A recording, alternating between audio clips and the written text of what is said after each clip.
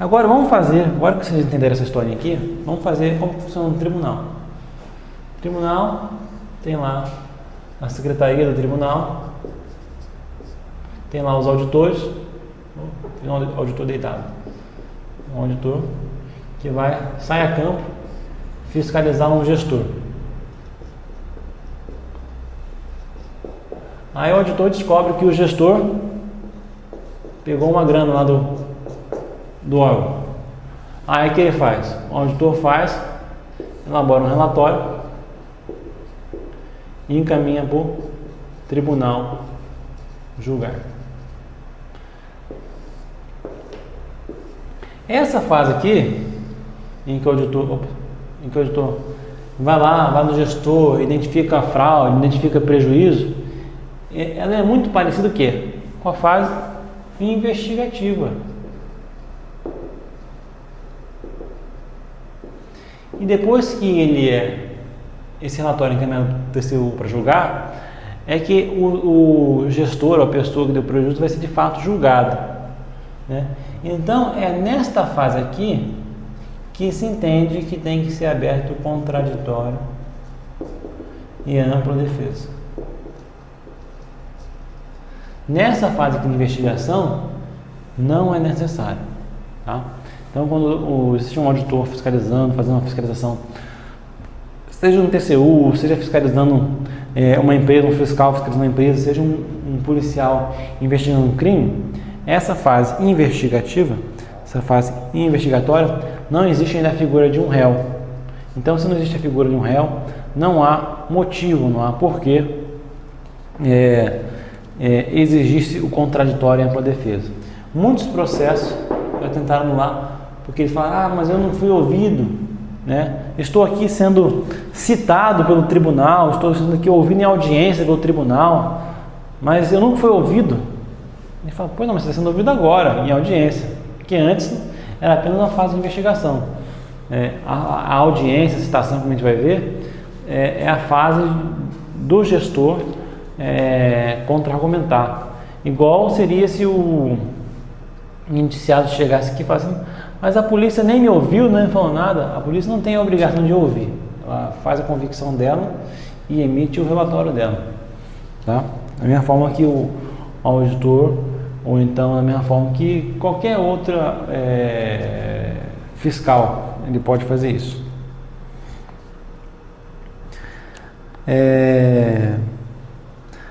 Pergunta seguinte: caso o gestor, ou quem quer que seja, no processo, se sinta justiciado por uma decisão do TCU, a quem deve recorrer, né? Há duas possibilidades. Se ele entender que o TCU no julgamento não seguiu o devido processo legal, ele pode tentar até anulação do julgamento através de mandado de segurança perante o STF.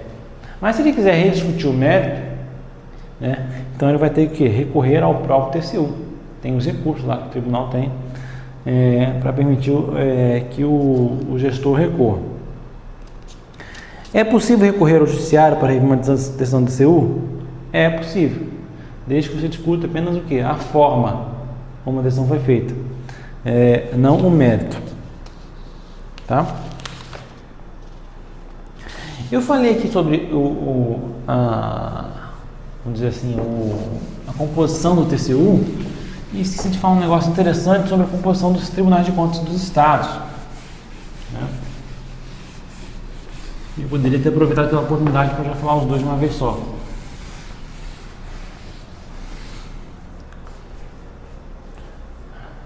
Eu falei que o TCU ele é composto de 9 ministros, então somente, né? 9 ministros compõem o TCU. Mas tem ainda aqui, que não compõem o TCU, mas estão lá 4 auditores e 7 procuradores, né? Falei o quê? Que 6 são escolhidos pelo Congresso Nacional e 3 pelo Presidente da República, sendo um auditor, um procurador e um livre. Acontece que a Constituição fala que os tribunais de contas do Estado têm que seguir a simetria congênita, ou seja, a organização tem que ser mais ou menos a mesma, parecida. Então, ficou uma coisa muito interessante, porque ela também fala que os tribunais de contas do Estado vão ser compostos de 7, não ministros, mas conselheiros. E isso não é uma confusão nada. Porque se no Tribunal de Contas do Estado nós temos 7 conselheiros, e se você tem que manter a proporção de 2/3 para a Assembleia Legislativa e 1/3 para o governador do Estado, 2/3 de 7 dá quanto, gente? 7 vezes 2/3 dá 14/3, 4,66, né? E 1/3 de 7, portanto, vai dar 2,33, né? Aí, como é um número quebrado, não dá para ter 4,66 conselheiros. Muitas constituições estaduais falam o seguinte: 5 vão ser escolhidos pela Assembleia Legislativa e 2 pelo governador, né? 1 entre auditor e 1 procurador, e 5 aqui livres da Assembleia. Daí o Supremo veio e falou o seguinte: mas espera aí, embora o arredondamento tenha sido feito para cima, 5 para a Assembleia Legislativa e 2 para o governador, nesse formato, o que aconteceu? O governador perdeu a escolha livre que o presidente da República tem, né? Então, o Supremo falou o seguinte: isso aqui está errado. Você tem que ter pelo menos 3 escolhidos pelo governador e 4 pela Assembleia Legislativa. Essa é a forma de se manter o modelo federal: 4 livres e 1 auditor, 1 procurador e 1 livre. Assim mantém-se a simetria com o modelo federal. Assim entendeu o Supremo, e é assim que cai em concurso atualmente. Tá? Aí a questão 8. Existe contencioso administrativo no Brasil? Ou seja, existe a possibilidade de uma decisão administrativa dizer coisa material de forma definitiva? Não. Não existe contencioso administrativo no Brasil. Embora a gente costuma falar em contencioso fiscal, contencioso administrativo, na verdade não chega a ser contencioso, porque para ser contencioso deveria existir uma decisão que é irrecorrível no Poder Judiciário, e isso não ocorre no Brasil. A decisão do TCU é judicante? Não. Para ser judicante, a decisão deveria ser o quê?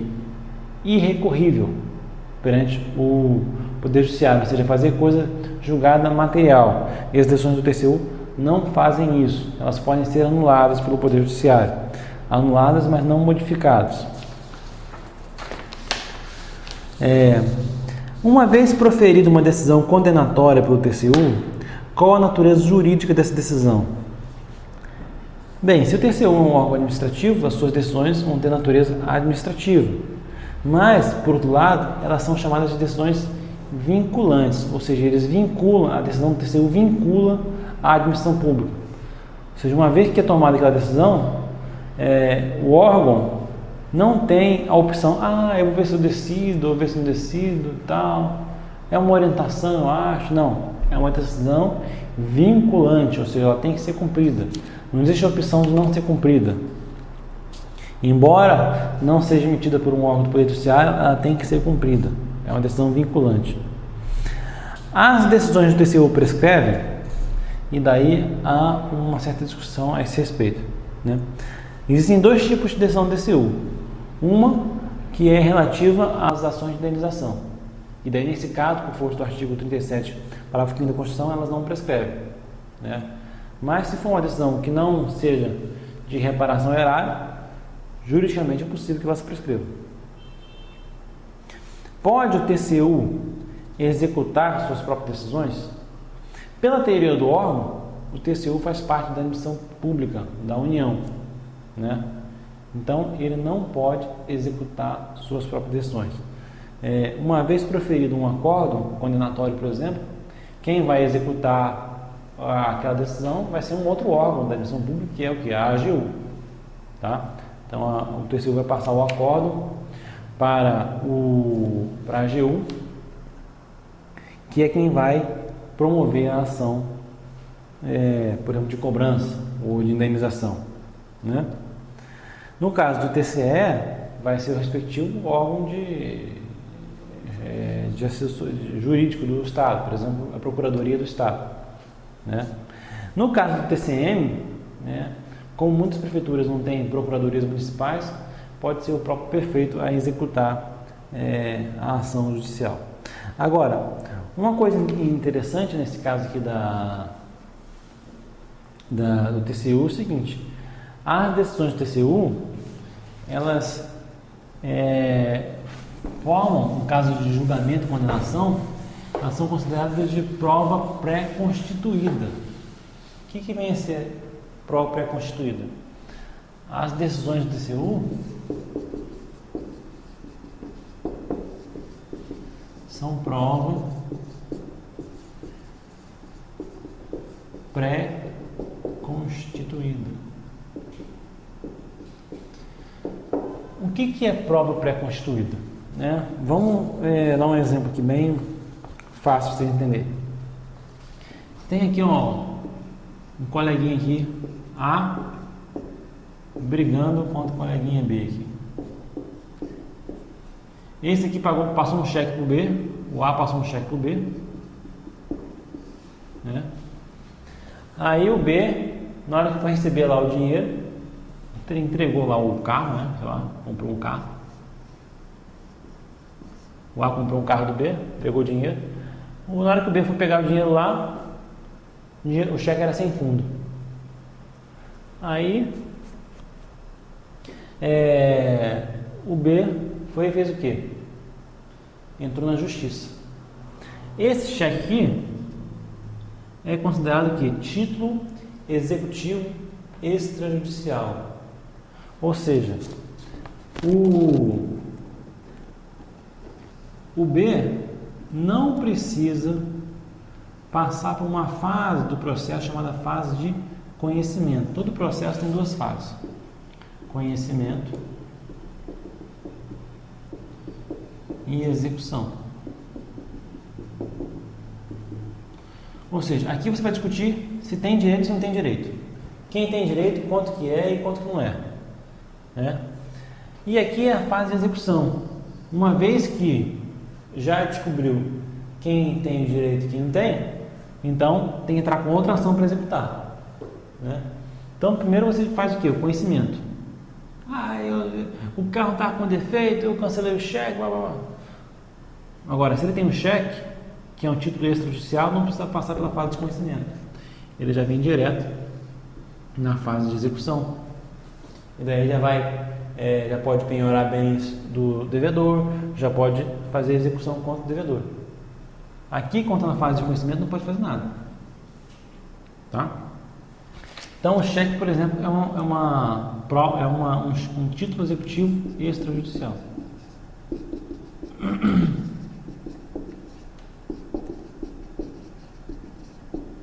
Extrajudicial. Uma sentença proferida na fase de conhecimento é o que? É um título executivo judicial. O que o rapaz lá que ganhou a ação de conhecimento faz? Ele pega aquela sentença que ele garantiu o direito, que ele está discutindo, e entra com uma outra ação de execução. Né? Daí é um título executivo judicial.